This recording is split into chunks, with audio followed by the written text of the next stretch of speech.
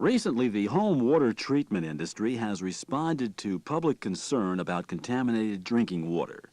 Many companies now offer an array of home water treatment products, and homeowners are left wondering if they really need a water treatment device, and if so, how to choose the right one. When confronted with a choice of water treatment devices, it helps to know how the various systems work, what problems they address, and what maintenance they require. This slide set will help you understand water treatment and help you choose a home treatment system that suits the particular needs of your household, if indeed you need one. Treatment devices improve the quality of your water by reducing health hazards such as bacteria and toxic substances, or simply by eliminating nuisances such as odors or hardness. Whether your water quality problems are detected through simple observation or sophisticated testing, you need to carefully consider your correction options. If more than one problem exists, treating water can be especially confusing and complicated. Water treatment systems generally use either one or a combination of 5 basic methods. These are chemical treatment, filtration, cation exchange, reverse osmosis, and distillation.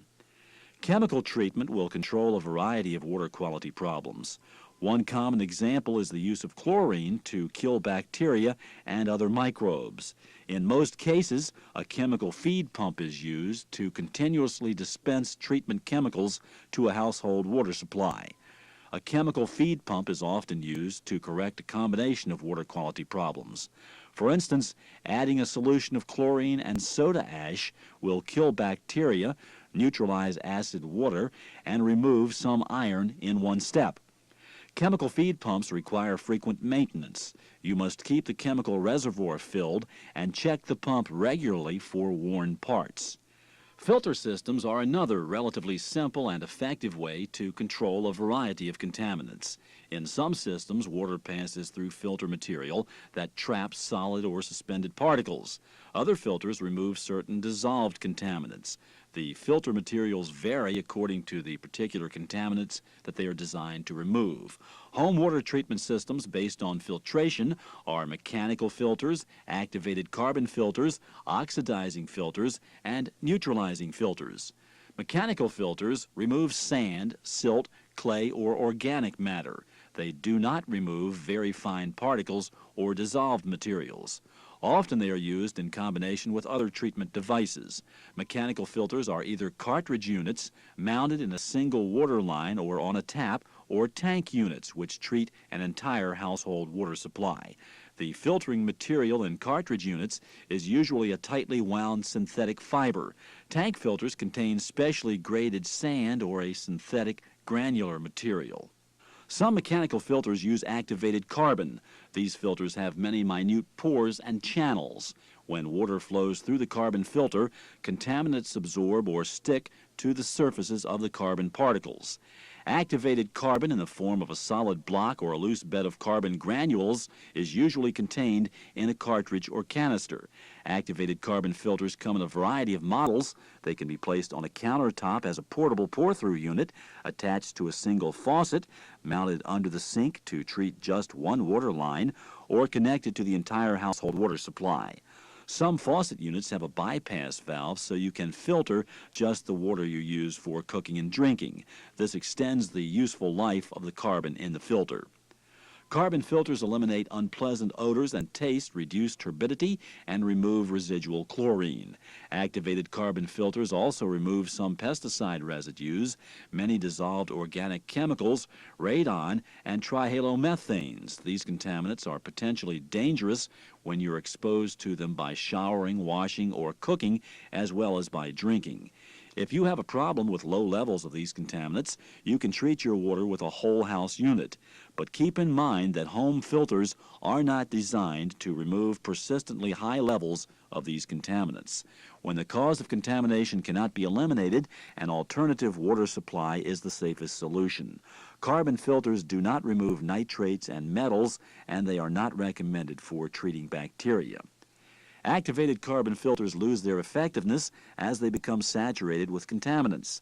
Therefore, you must replace the carbon filter on a regular basis.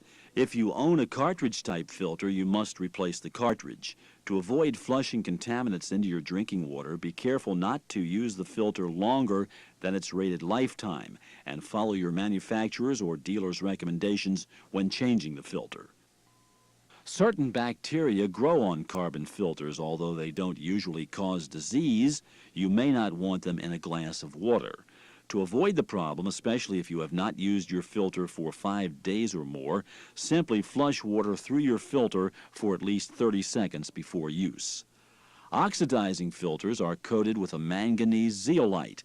This substance causes dissolved iron and manganese in drinking water to form particles which are then trapped by the filter. Oxidizing filters are usually installed to treat the water supply for the whole house. To maintain an oxidizing filter, you must periodically remove accumulated iron and manganese particles. This is accomplished by rinsing the filter with a special chemical solution. Neutralizing filters are used to treat acidic water by passing the water through limestone chips, crushed marble, or magnesium carbonate. Neutralizing filters should treat all of the water entering a house. This will protect you from lead, copper, or other toxic metals that could otherwise be leached from your pipes by acidic water. A potential disadvantage of neutralizing filters is that water hardness is increased. Reverse osmosis removes dissolved contaminants by forcing water through a cellophane-like membrane. The quality of the membrane and the pressure of the water determine how effectively the water is separated from the dissolved contaminants. Reverse osmosis units remove lead, chloride, sodium, fluoride, arsenic, nitrate, and many organic chemicals. However, they are not effective in removing some organic compounds such as trichloroethylene and chloroform. A reverse osmosis unit is typically coupled with 2 treatment methods: mechanical filtration and activated carbon filtration. A mechanical pre-filter cartridge is used first to remove dirt, sediment, and other impurities that could clog the reverse osmosis membrane. The activated carbon filter removes organic compounds which pass through the reverse osmosis unit. Reverse osmosis units use large amounts of water. In fact, most of the water is discarded with the contaminants. These units are expensive to purchase, so they usually are not used to treat an entire household water supply. Units are often installed under the kitchen sink so that only water used for cooking and drinking is treated. To maintain your system, you must test your water regularly to make sure the membrane is intact and is not clogged. If you use a combination system, you must also replace the mechanical and activated carbon filter cartridges.